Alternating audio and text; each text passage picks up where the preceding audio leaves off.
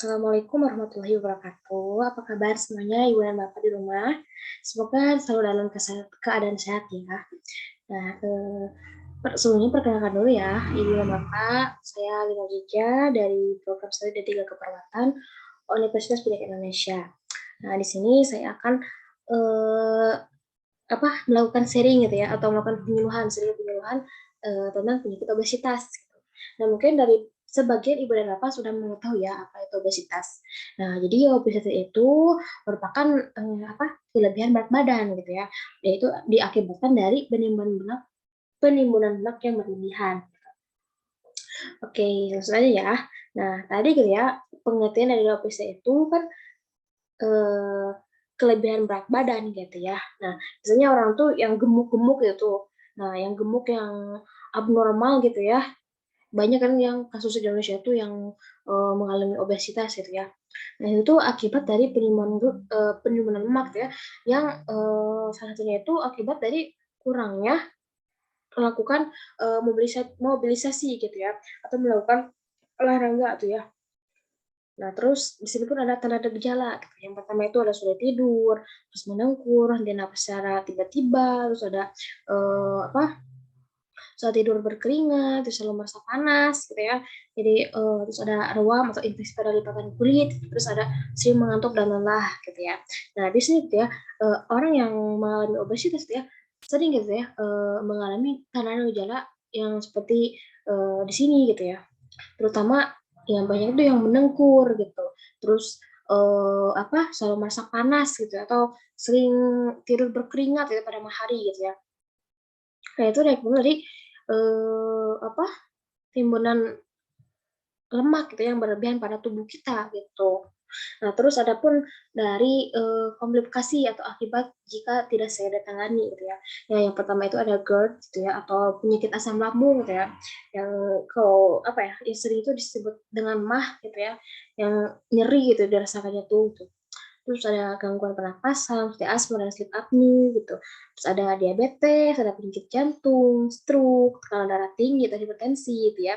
Nah, terus ada batu empedu, ada pelemahan hati, ada gangguan suburan atau infertilitas, terus yang kedua itu ada osteoartritis, kemudian bisa juga menyebabkan kanker gitu.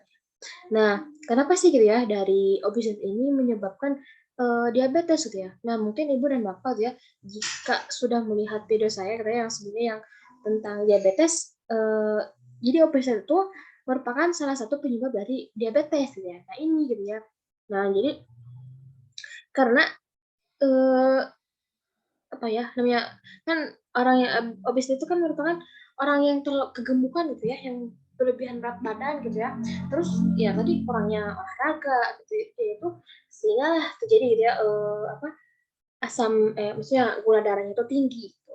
Terus kenapa juga gitu ya dapat menyebabkan jadi penyakit jantung atau stroke gitu ya. Karena gitu ya karena kan jantung itu kan harus memompa darah gitu ya. Nah, dimana kalau si sumbatan atau saluran darah gitu ya, atau aliran darahnya atau pena gitu ya, atau penanya itu pembuluh darahnya itu tersumbat oleh lemak yang berlebih gitu ya, atau disumbat oleh lemak yang berlebih, itu akan menyebabkan aliran pembuluh darahnya itu akan semakin kencang gitu. Jadi, nah dari kencang itu jadi akan menyebabkan hipertensi juga gitu kan. Hipertensi itu kan merupakan tekanan darah tinggi gitu ya. Nah, jika nah mungkin pembahasannya itu ada gitu ya di video saya yang sebelumnya gitu, tentang hipertensi. Mungkin ibu dan bapak boleh dilihat saja gitu ya, tentang pembahasan tentang hipertensi yang sudah saya jelaskan dengan bersama masyarakat di tempat saya gitu.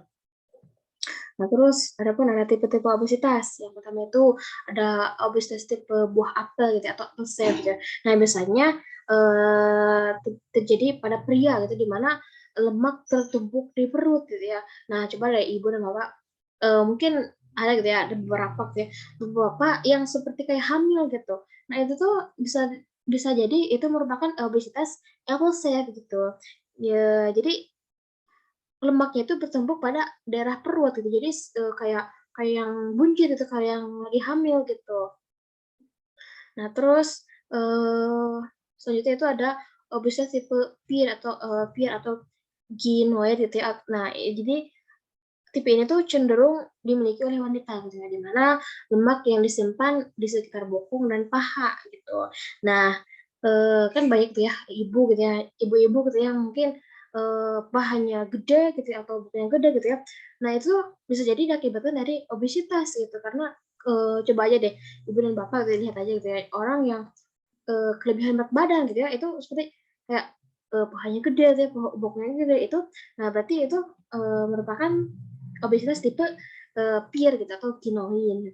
Nah, terus ada obesitas tipe OP gitu ya, itu berbentuk kotak buah. Nah, jadi ciri besarnya itu, di seluruh bagian tubuh, eee, biasanya terjadi pada orang gemuk karena genetik. Oh ya, nah jadi pada tipe ini tuh gitu ya, obesitas tipe ini itu, terjadi itu akibat dari keturunan gitu ya. Nah, misalkan kalau, ibu dan bapak memiliki, eee, ibu dan bapak gitu ya, eee, memiliki berat badan yang berlebih gitu ya. Nah, bisa jadi gitu ya kalau itu, merupakan penyakit atau genetik gitu ya, itu pasti akan menurunkan kepada ibu dan bapak gitu. Terus adapun ibu dan bapak nih, sekarang mengalami obesitas gitu. Nah, besar kemungkinannya akan menurunkannya kepada anak ibu dan bapak gitu. Jika memang obesitas ini itu emang disebabkan oleh genetik gitu ya. Ya beda lagi gitu ya dengan, obesitas yang emang penyakit yang, baru dialami gitu ya. Jadi maksudnya sebelumnya itu tidak ada yang pernah obesitas gitu, terus ibu dan bapak sekarang obesitas gitu. Nah, itu bisa jadi gitu ya dinamakan dengan, eee, apa, obesitas keturunan gitu. Nah, selanjutnya itu ada penyebab obesitas. Nah, yang pertama itu ada faktor genetik ya, yang tadi yang barusan saya sebutkan ya, atau yang mau saya jelaskan. Terus ada faktor lingkungan, termasuk kayak hidup gitu ya. Terus ada faktor emosional gitu. Nah, dari faktor lingkungan ini gitu ya, seperti makanan gitu ya, kan banyak gitu ya, apalagi di Indonesia tuh banyak tuh ya makanan-makanan yang berlemak gitu, kayak rendang kan tuh rendang berlemak gitu ya, kayak minyaknya, kayak gitu. Terus, banyak lah gitu yang di sini tuh, di Indonesia tuh banyak sekali makanan yang berlemak gitu. Nah, jika ibu dan bapak tidak bisa mengontrol gitu ya, makanan tersebut, bisa jadi gitu ya, dan kurangnya, eee, apa, kurangnya pergerakan itu akan bisa menyebabkan obesitas gitu. Terus bagaimana sih cara pencegahannya gitu? Yang pertama itu sering olahraga, makan makanan yang sehat, jaga berat badan, ya terus selalu konsisten terhadap perencanaan gaya hidup sehari-hari gitu. Yang penting, olahraga tuh ya, Bu, ya. Jadi minimal 30 menit per hari lah gitu ya, untuk olahraga. Nah, terus, selain cara pencegahan, bagaimana sih cara, penanganannya gitu ya. Nah, yang pertama itu gitu ya, konsumsi sayur dan buah minimal, 5 porsi tiap hari yang, 4 sehat 5 sempurnanya Ibu, Bapak. Terus membatasi tidur yang berlebihan, terus meningkatkan aktivitas fisik minimal 30 menit setiap hari gitu ya. Terus, membatasi aktivitas seperti menonton TV dan lain-lain gitu ya. Terus batasi konsumsi gula gitu ya. Karena jika ibu gitu ya, kan ibu misalkan punya obesitas nih, gitu. Terus sering banyak makan gula atau minuman yang manis-manis gitu ya, hampir setiap hari berapa kali misalkan kayak gitu ya, itu harus, dikurangi gitu karena akan berdampak ke diabetes gitu.